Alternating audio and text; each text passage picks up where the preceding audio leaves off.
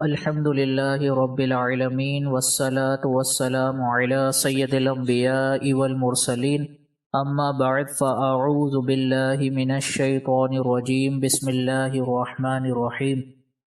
خواتین کے اعتکاف سے متعلقہ مسائل پر مشتمل آج دوسرا لیکچر ہے۔ آج کے لیکچر میں ہم اس بارے میں کلام کریں گے کہ وہ کون سی خواتین ہیں کہ جن کو رمضان المبارک کے آخری عشرے کا اعتکاف کرنا چاہیے۔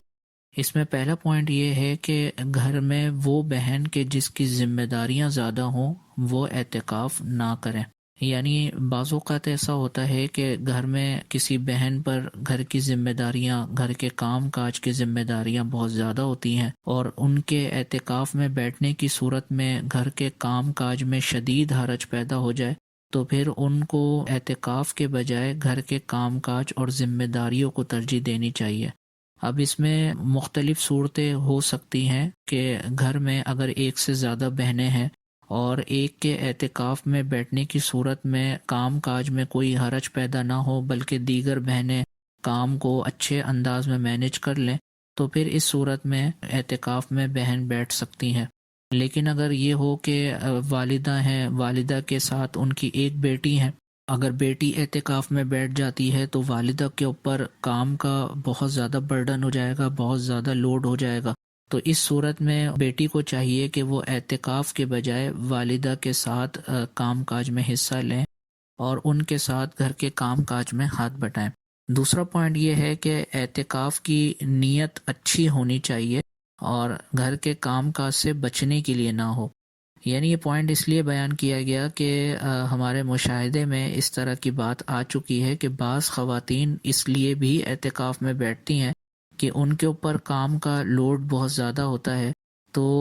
وہ ان کے ذہن میں کہیں یہ گوشے میں بات موجود ہوتی ہے کہ اعتکاف تو ایک ویسے ہی ایک عظیم عبادت ہے، تو یہ عبادت کا ثواب بھی حاصل ہو جائے گا اور ساتھ ساتھ جو کام کا لوڈ مجھ پر رمضان المبارک کے دوران تھا اس سے بھی تھوڑی بچت ہو جائے گی۔ تو یاد رکھیے گا کہ الامور بمقاصدہا، یعنی امور جو ہیں معاملات اپنے مقاصد کے ساتھ ہوتے ہیں، یعنی انسان جس نیت سے عمل کرتا ہے اس کے مطابق ثواب یا عذاب کا ترتب اس کے اوپر ہوتا ہے۔ اگر کسی عبادت کو بھی اچھی نیت کے ساتھ نہیں کرے گا بلکہ اس کے پیچھے اس کی بری نیت پوشیدہ ہوگی تو اس عبادت کا بالکل بھی ثواب اس کو حاصل نہیں ہوگا۔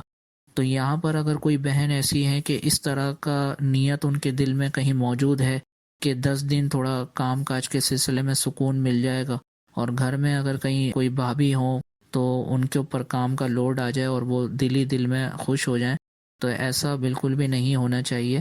اس نیت فاسدہ کے ساتھ تو کسی صورت 10 دن کا اعتکاف کیا 100 دن کا بھی اعتکاف کر لیا جائے تو کسی صورت اس اعتکاف کا ثواب نہیں ملے گا۔ تیسرا پوائنٹ یہ ہے کہ جس کو اعتکاف کے مسائل کا علم ہو وہی بہن اعتکاف کریں، کیونکہ کسی بھی عبادت کو کرنے سے پہلے اس کا علم حاصل کرنا فرض ہوتا ہے۔ لہٰذا اگر کوئی بہن اعتکاف کرنے کا ارادہ رکھتی ہیں تو ان پر لازم ہے کہ وہ پہلے اعتکاف کے مسائل سیکھیں، کیونکہ جو بغیر مسائل سیکھے اعتکاف میں بہن بیٹھیں گی تو وہ کثیر غلطیاں کریں گی اور ان غلطیوں کا تعلق گناہ سے بھی ہو سکتا ہے، تو ثواب حاصل کرنے کے بجائے الٹا نامہ اعمال میں وہ گناہ لکھواتی رہیں گی 10 دن تک۔ تو اس کے لیے ضروری ہے کہ وہ اعتکاف میں بیٹھنے سے پہلے ہی کسی صاحب علم سے اعتکاف کے مسائل سیکھ لیں۔ ہماری طبیعت بھی کچھ اسی طرح کی بن چکی ہے کہ ہمارا جوش ہمارے ہوش پر غالب ہے، یعنی جب ہم کسی چیز کی ٹھان لیتے ہیں کہ ہمیں یہ کام کرنا ہے تو ہم وہ کام اس انداز میں کرتے ہیں اور اس جلدی میں کرتے ہیں کہ اس کا علم بھی ہم حاصل نہیں کرتے اور پھر اللہ تعالیٰ کی بارگاہ میں اس سے ثواب کی امید بھی رکھتے ہیں۔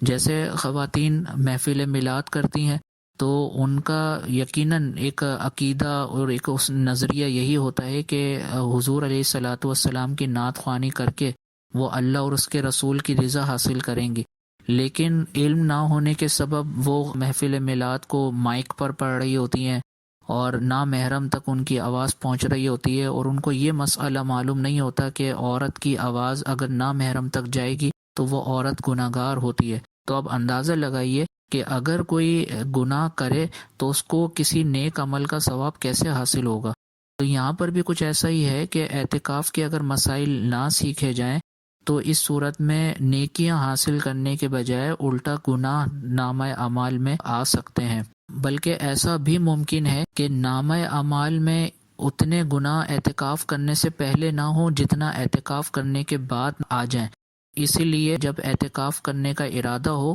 تو کسی صاحب علم سے اعتکاف کے مسائل ضرور بالضرور سیکھیں۔ اگلا پوائنٹ یہ ہے کہ جن بہن کے بچے بہت چھوٹے ہوں وہ اعتکاف ہرگز نہ کریں۔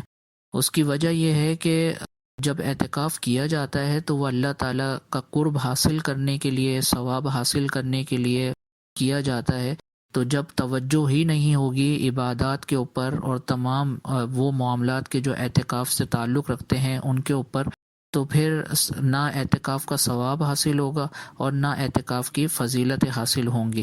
تو چھوٹے بچے جن بہن کے ہوں وہ یقیناً چھوٹے بچوں کی پرورش میں، ان کی تربیت میں ان کی ساری توجہ صرف ہوگی، اور دوران اعتکاف اگر وہ ساری توجہ اپنے چھوٹے بچے کی طرف رکھیں گی تو پھر وہ کما حق ہو اعتکاف کی روح کو نہیں پا سکیں گی۔ اس لیے جن بہن کے بہت زیادہ چھوٹے بچے ہوں، دودھ پیتے بچے ہوں، 1-2 سال کے بچے ہوں، تو وہ اعتکاف میں نہ ہی بیٹھیں تو زیادہ بہتر ہے۔ اس کے بعد اگلا پوائنٹ یہ ہے کہ اعتکاف میں بیٹھنے والی بہن ایسی حالت میں نہ ہو کہ جس کے سبب ان کا اعتکاف کا خشوع و خضوع متاثر ہو۔ یعنی اس سے مراد یہ ہے کہ اگر کوئی بہن کی طبیعت صحیح نہیں ہے یا ان کے ساتھ کوئی بیماری لاحق ہے یا جسمانی طور پر کوئی تکلیف لاحق ہے، جسم میں کوئی زخم وغیرہ موجود ہے یا سر میں درد ان کے رہتا ہے، تو اب اس کے سبب بھی ان کا اعتکاف مکمل طور پہ خشوع و خضوع والا نہیں ہوگا، بلکہ اعتکاف میں بیٹھنے کے باوجود ان کی ساری توجہ اپنے اس مرض کی طرف، اپنے اس تکلیف کی طرف رہے گی، تو اس سے بھی وہ اعتکاف کی روح کو نہیں پا سکیں گی، اعتکاف کے مقصد کو حاصل نہیں کر سکیں گی۔ لہٰذا اگر کوئی بہن ایسی ہیں کہ جن کے ساتھ کسی قسم کو کوئی عذر لاحق ہو، بیماری کی صورت میں، کوئی زخم تکلیف کی صورت میں، تو وہ بھی اعتکاف نہ کریں تو زیادہ بہتر ہے۔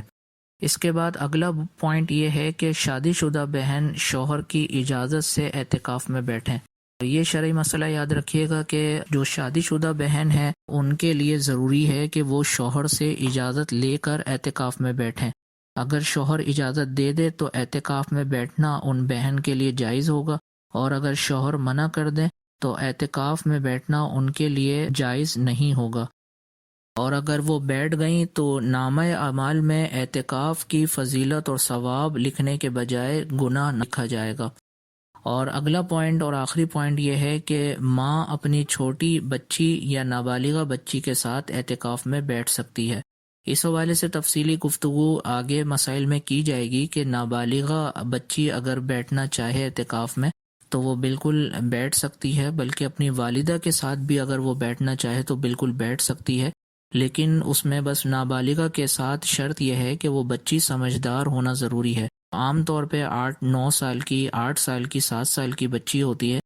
سمجھدار اس کو سمجھا جاتا ہے۔ اگر وہ واقعی سنجیدہ ہے اور اعتکاف کی رعایت کر لے گی اور اس کو ادباً اس عبادت کو کر سکتی ہے اپنی والدہ کے ساتھ بیٹھ کر، تو اس کو بھی اعتکاف میں ساتھ بٹھایا جا سکتا ہے۔ تو یہ وہ تمام ضروری امور تھے کہ جو